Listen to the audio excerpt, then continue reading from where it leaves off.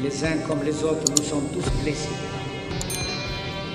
Et il n'y a pas l'un d'entre nous. Bonjour mesdames et messieurs. Info aujourd'hui, le vrai Algérien quotidien, 7 jours sur 7 jours, 24 heures sur 24 heures. Voir les titres. Merci.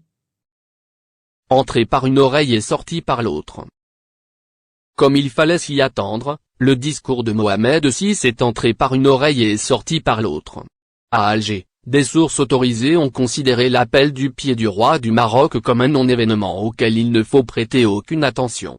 Disque rayé, donc, qui ne convainc personne, jusqu'à y compris le peuple marocain lui-même, conscient de ce que la famille régnante prédatrice, la femme en faisant main basse sur les richesses du pays et en faisant profiter ses alliés français et israéliens. La harangue du souverain alaouite résonne comme un testament de fin de règne, au regard de la grave maladie dégénérative dont il souffre et qui réduit ses apparitions publiques et ses activités au strict minimum. C'est ainsi qu'on l'a vu conduire la prière de l'Aïd à l'intérieur du palais royal entouré de quelques-uns de ses proches, dont notamment son fils Hassan et son frère Aïd qui s'échangent des horions dans leur lutte secrète pour la succession. Hier, Mohamed VI s'exprimait difficilement, la voix sifflante et chevrotante et avait de la peine à prononcer les phrases dont les auteurs semblent pourtant avoir simplifié les tournures au maximum pour lui en faciliter la lecture. Le roi essaye-t-il de corriger ses errements avant de passer le flambeau, contraint? Craint-il que son successeur aille plus loin dans la compromission avec l'entité sioniste et provoque un désastre dans la région?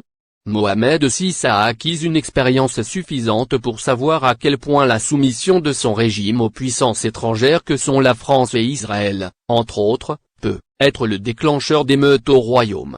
Il le sait tellement qu'il a consacré la majeure partie de son discours aux questions sociales, promettant à ces sujets des aides qui, pense-t-il, lui permettront d'acheter une hypothétique paix.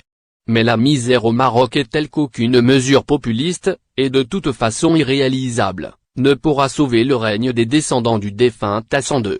Nonobstant la protection d'une France en plein déclin, qui est en train de perdre son influence en Afrique au profit des géants russes et chinois. Mohamed VI laissera derrière lui un Maroc assoiffé de liberté et affranchi de la peur qui a empêché le peuple marocain de concrétiser son rêve d'une république fondée sur une gouvernance moderne, libérée des traditions archaïques du besmin et de l'allégeance qui retarde le développement de ce pays voisin livré à la déprédation. Mais tout est fait pour que l'inamovible octogénaire André Azoulay, théoricien du palais et homme fort du régime croulant, continue, tant qu'il est encore en vie, d'assurer au trône sa perpétuation.